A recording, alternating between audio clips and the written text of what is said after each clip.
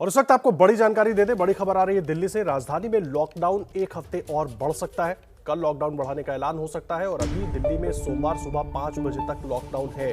Corona के मामले बढ़ने के चलते दिल्ली में 2 हफ्ते से लॉकडाउन लगा हुआ है और जो ताजा जानकारी मिल रही है, कल हो सकता है लॉकडाउन को एक हफ्ते और बढ़ाने का ऐलान। ये बड़ा अपडेट हम आपको दे रहे हैं। कोरोना के मामले देश की राजधानी दिल्ली में लगातार बढ़ रहे हैं। आज भी 24,000 से ज्यादा मामले आए हैं और उसको देखते हुए इस चेन को तोड़ने की कोशिश में लॉकडाउन लगाया गया था।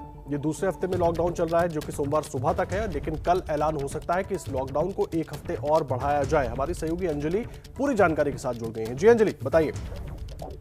जी देखिए आदर्श, अभी की जो स्थिति है दिल्ली में उसको देखते हुए पूरी तरह से यही संभावना है कि दिल्ली में एक हफ्ते का लॉकडाउन और बढ़ाया जाएगा। हमारे सूत्रों ने हमें ये जानकारी दी है और चूंकि अभी लगातार केसेस जो हैं वो भी बढ़ रहे हैं और बीते कुछ दिनों में लॉकडाउन को देखते हुए उन केसेस की सीमा जो है उसको कंटेन करने की कोशिश की गई है, लेकिन इसके साथ दिल्ली में इस समय सबसे बड़ी दिक्कत है हेल्थ इंफ्रास्ट्रक्चर और उसमें भी ऑक्सीजन क्राइसिस। तो इसको देखते हुए फिलहाल इन तमाम चीजों को मैनेज करने के लिए यही एक विकल्प अभी खुला सामने दिखाई देता है सरकार को और इसलिए अवधि जो है एक हफ्ते की और बढ़ाई जा सकती है लॉकडाउन की।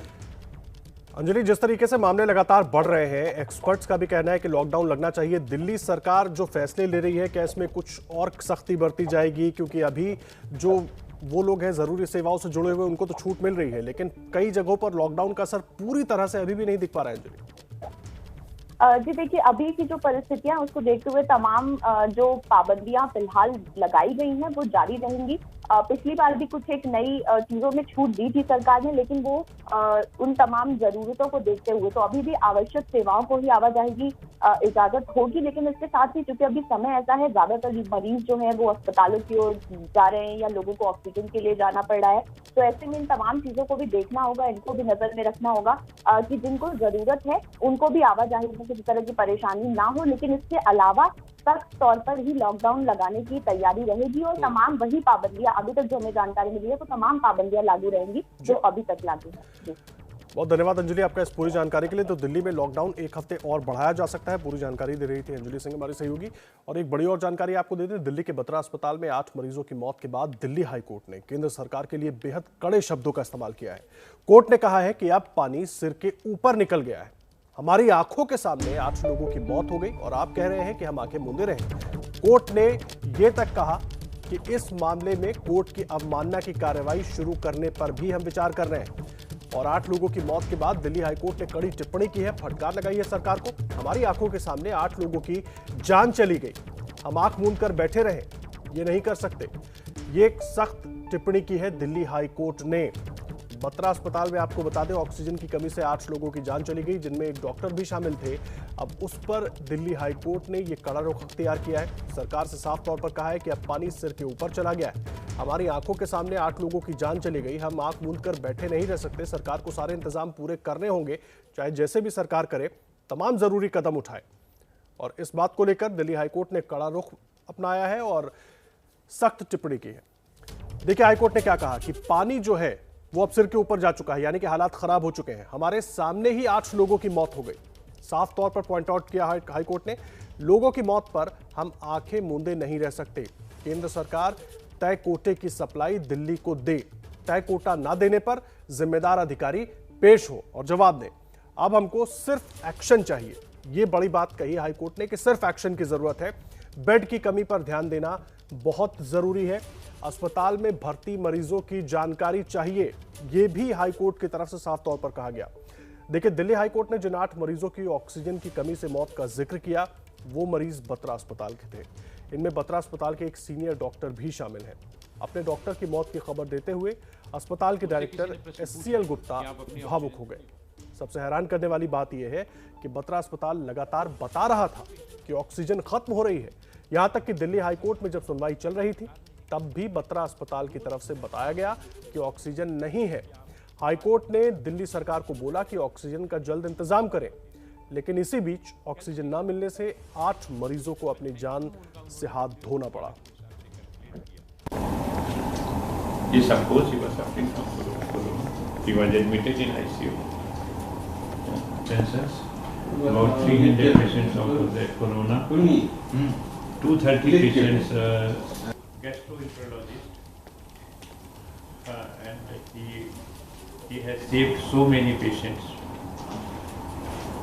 And this is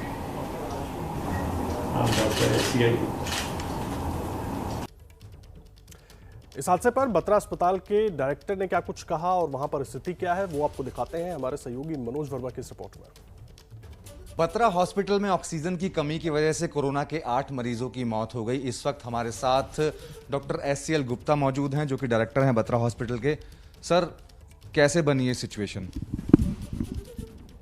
sir, Batra अस्पताल एक कोविड हॉस्पिटल है जिसके टोटल कैपेसिटी के करीब 80% पेशेंट कोरोना को दिए गए हैं सरकार के द्वारा, दिल्ली सरकार के द्वारा, और हम उसको बहुत तरीके से सब मैनेज करते आ रहे हैं फॉर द लास्ट 1 ईयर। अनप्रेसिडेंटली इस समय इस कोरोना पेंडेमिक में ऑक्सीजन डिमांड बहुत ज़्यादा हो गई, और जब से ये पेंडेमिक आया और पेशेंट बढ़ गए उस दिन से रोज़ ऑक्सीजन की मार हो रही है। हमें जितनी ऑक्सीजन चाहिए हमें नहीं मिल पा रही है। सरकार ने एक मानक तय किया था, उस मानक के हिसाब से जितनी ऑक्सीजन चाहिए किसी भी को उतनी ऑक्सीजन की सप्लाई होनी चाहिए।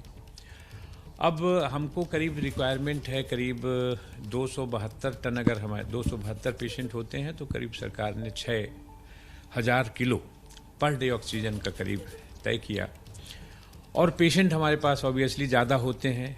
326 अभी एडमिट थे, 302 कोरोना के थे, और करीब 25 से 30 पेशेंट जो कैजुअलिटी में लेटे हुए हैं, जो पेशेंट एडमिटेड नहीं है पर हैं तो वो भी कोरोना के, और ऑक्सीजन तो वो भी ले रहे हैं। इस तरह से करीब 350 लोगों पे इस समय ऑक्सीजन चलती है। तो 7 से 8 टन ऑक्सीजन की ज़रूरत होती, 7 से 8 हज़ार किलो की ऑक्सीजन की ज़रूरत होती है। हम लोग सबको कांटेक्ट करते रहे। एक टैंकर था मुंडका में, एक टैंकर था बुरारी में, और उनको आते आते इतनी देर हो गई कि हम 8 पेशेंट को बचा नहीं सके, और अनफॉर्चुनेटली उसमें एक हमारे अस्पताल के सीनियर डॉक्टर खुद कोरोना से पीड़ित थे, आईसीयू में भर्ती थे। हमने आज उन्हें भी खो दिया।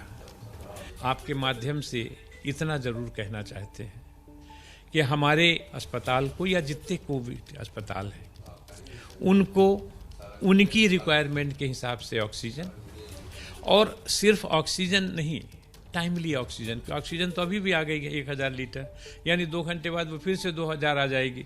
लेकिन ये जो गैप हो गया घंटे सवा घंटे का, इस गैप में जो हमारे साथ हो गया, या जिनके माँ बाप भाई बहन गए होंगे, ये ना होता।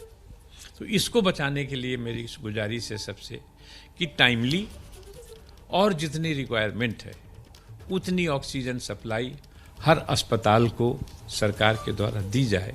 डॉक्टर SCL गुप्ता, जिन्होंने साफ तौर पर हमें बताया कि ऑक्सीजन की कमी की वजह से इस हॉस्पिटल के अंदर 8 कोरोना पेशेंट की मृत्यु हो गई है, जिसमें एक डॉक्टर भी शामिल थे। साफ तौर पर सरकार से गुजारिश करते हैं कि जिस तरीके से लगातार हर अस्पताल के अंदर ऑक्सीजन की कमी हो रही है वो ना हो। अगर ऐसा नहीं होगा तभी कोरोना के मरीजों को बचाया जा सकेगा।